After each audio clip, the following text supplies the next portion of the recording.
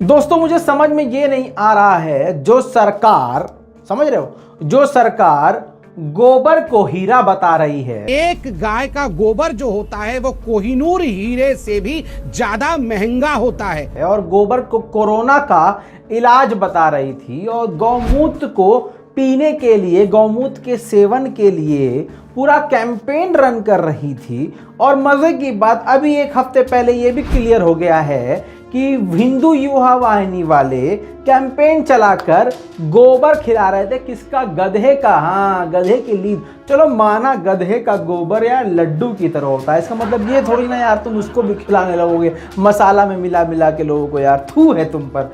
ऐसे लोग क्या चीन से लड़ सकते हैं? चीन से छोड़ो, नेपाल से लड़ सकते हैं, क्योंकि इनके दिमाग में जब गोबर और सिर्फ पेशाब रहेगा तो ये खाक क्या किसी से लड़ेंगे। सलाम, नमस्ते, सत श्री अकाल। मैं हूं रजा, अंधभक्तों की सजा। फिर से आया हूं एक ऐसी खबर लेके जिससे आपके होश उड़ जाएंगे। दोस्तों बहुत सारे अंधभक्त, गू खाने वाले लोग एक बार फिर से हमेशा की तरह मुझे देशद्रोही घोषित करने की कोशिश करेंगे, लेकिन बता दूं ये वही हैं जिन्होंने 50 साल तक भारत का झंडा नहीं लहराया था। अभी कुछ साल पहले इनके अंदर बीजेपी के नाम पर देशभक्ति जागी है। ये लोग हम जैसे सच बोलने वाले मीडिया को तो देशद्रोही कहते हैं, और जो बीजेपी का गिरा हुआ गू उठा के ऐसे चाट ले उसे देशभक्त कहते हैं, क्योंकि गोबर का महत्व इनके लिए बहुत ज्यादा है। गोबर की इंपॉर्टेंस, टट्टी की इंपॉर्टेंस, ये गू, मूत्र, पेशाब इसी में रहते हैं। हाथ जोड़कर उन लोगों से माफी जो बड़े ही अच्छे लोग हैं, उनको ये गू, मूत्र, पेशाब अच्छा नहीं लगता, लेकिन माफ कीजिएगा दोस्तों, आज बीजेपी सिर्फ इसी में ही लोगों को उलझा के रखे हुए है। दोस्तों हुआ ये है कि चीन ने इतना बड़ा मास्टर स्ट्रोक खेल दिया है कि भारत के क्या, पूरी दुनिया के अब पसीने छूट गए हैं। शुरू में ही बता दूं कि ये रिपोर्ट सारे गोदी मीडिया के, प्रिंट मीडिया के किसी कोने कोतड़े में आपको मिल जाएगी। फिलहाल जो हमने रिसर्च करी है ये नव भारत टाइम्स में आपको खबर मिल जाएगी। इसके अलावा और भी ऐसे गोदी मीडिया हैं जो इन सबको छापते नहीं हैं, लेकिन छापना इसलिए पड़ गया है क्योंकि भारत सरकार ने भी ये नोटिफिकेशन जारी किया है। उनको पता चला है, मतलब भारत सरकार को ये क्लियर हो गया है कि चीन ये काम कर रहा है और पूरी दुनिया को इसकी टेंशन है। क्या कर रहा है चीन, मैं बताता हूं। हम लोग फंसे हुए हैं गोबर में। ये गोबर खाएंगे ना तो जो है कोरोना नहीं होगा, मूत्र पिएंगे गौ माता का तो कोरोना तो आ ही नहीं सकता।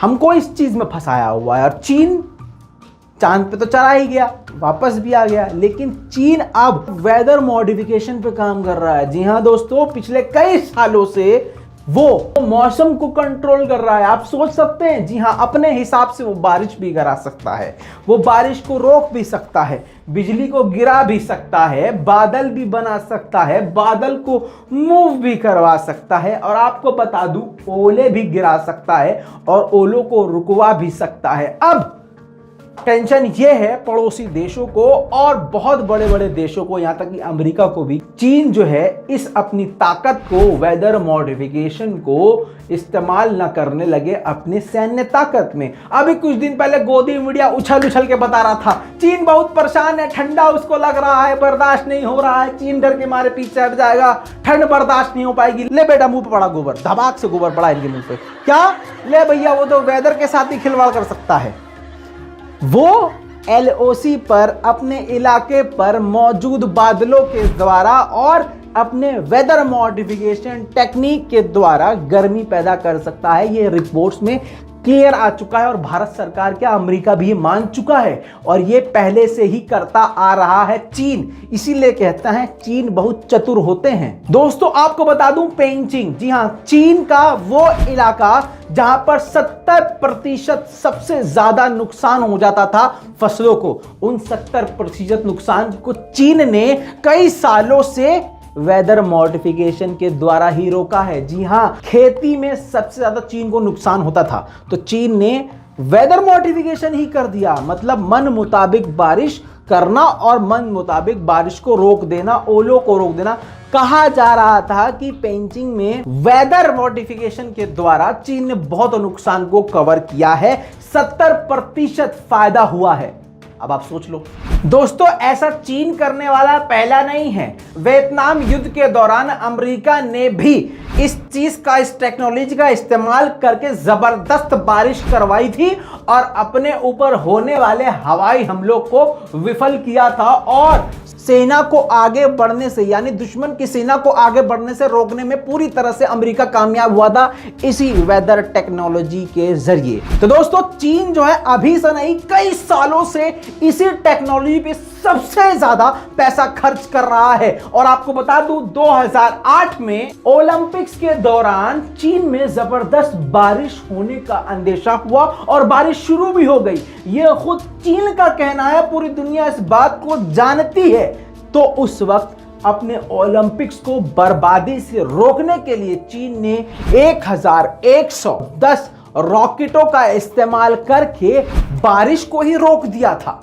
2015 से चीन ने 30 कंपनियों के साथ कॉन्ट्रैक्ट किया, यानी उनको कॉन्ट्रैक्ट दिया और 17.5 करोड़ डॉलर खर्च करे सिर्फ इसलिए कि वो कंपनियां इस टेक्नोलॉजी को डेवलप करवा के बारिश करवा सकें या रुकवा सकें या बादल बनवा सकें और ओले गिरवा सकें या ओलों को रोक सकें।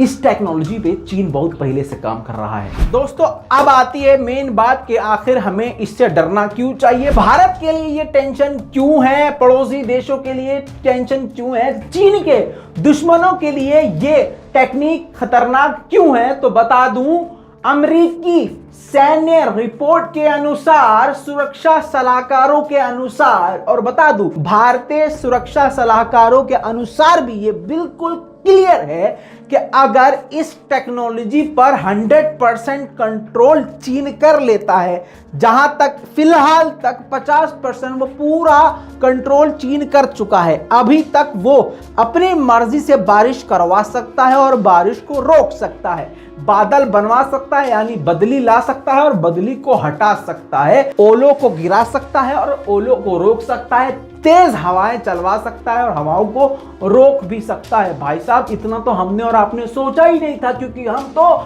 सिर्फ गोबर में लगे हुए थे और मूत में लगे हुए थे। खैर, आगे सुनिए।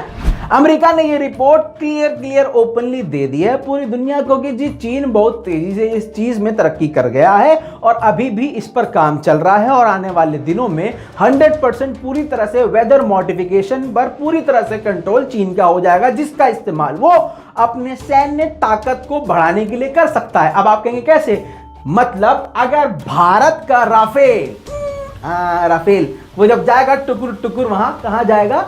चीन पर हमला करने के लिए, तो क्या होगा? जबरदस्त जोरदार बारिश का वो इस्तेमाल करके इसका संतुलन बिगाड़ सकता है। अब बहुत सारे लोग कहेंगे कि नहीं, ऐसा नहीं हो सकता। ये रिपोर्ट अमेरिका की है, जाके थोड़ा सा रिसर्च कीजिएगा तो आपको पता चलेगा कि यह आपका बाप झूठ नहीं बोल रहा है। दोस्तों, बारिश में हवाई हमले विफल हो जाते हैं, बेकार हो जाते हैं, निशाने चूकने लगते हैं, कई बार रेडार काम नहीं करता है। यहां तक कि बताया ये गया है चीन जो है बिजली का भी इस्तेमाल कर सकता है, बिजली को गिरा सकता है, जो ऊंचाई पर लोग हैं उनके लिए मुसीबत खड़ी कर सकता है, जबरदस्त तरीके से बारिश और सेना को आगे बढ़ने से रोक सकता है। ऐसी बहुत सारी चीजों का इस्तेमाल यानी वेदर मॉडिफिकेशन का इस्तेमाल यानी कुदरत का इस्तेमाल वो अपने सैन्य ताकत को बढ़ाने के लिए, दुश्मन को हराने के लिए कर सकता है। यह सबसे बड़ा झटका चीन के दुश्मनों के लिए है, क्योंकि इसका कोई तोड़ ही नहीं है। आप राफेल ले आइए, आप एटम बम ले आइए, कुछ भी ले आइए, जब आप उसके एयर स्पेस में पहुंच ही नहीं पाएंगे तो आप कर क्या पाएंगे? हवाई हमले नहीं कर पाएंगे। ऐसी बहुत सारी चीजों का खुलासा अमेरिका ने किया है, जिसके बाद से पड़ोसी देशों के पसीने छूट रहे हैं। इस पूरी रिपोर्ट के बारे में दोस्तों आपका क्या कहना है, नीचे कॉमेंट में लिखना मत भूलिएगा। वीडियो को शेयर कीजिए, लाल बटन दबा के चैनल को सब्सक्राइब कीजिए। जय हिंद।